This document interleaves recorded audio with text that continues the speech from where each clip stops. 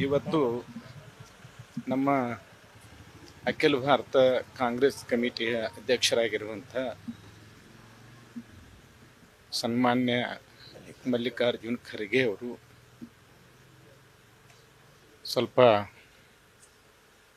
ಆರೋಗ್ಯದಲ್ಲಿ ಏರುಪೇರಾಗಿದ್ದರಿಂದ ವಿಶ್ರಾಂತಿಯಲ್ಲಿದ್ದಾರೆ.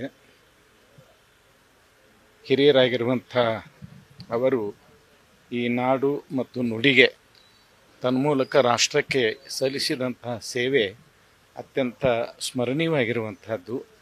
ಈ ಹಿನ್ನೆಲೆಯಲ್ಲಿ ಅವರು ಬೇಗ ಚೇತರಿಸಿಕೊಳ್ಬೇಕು ಮತ್ತು ನಮ್ಮ ನಾಡಿನ ಮತ್ತು ರಾಷ್ಟ್ರದ ಸೇವೆಗೆ ಸನ್ನದ್ಧರಾಗಬೇಕು ಅನ್ನುವಂಥ ಒಂದು ದೃಷ್ಟಿಯಿಂದ ಅವರ ಆರೋಗ್ಯವನ್ನು ವಿಚಾರಿಸಿ ಅವರಿಗೆ ಶುಭ ಹಾರೈಸುವುದಕ್ಕಾಗಿ ಬಂದಿದ್ದೇವೆ.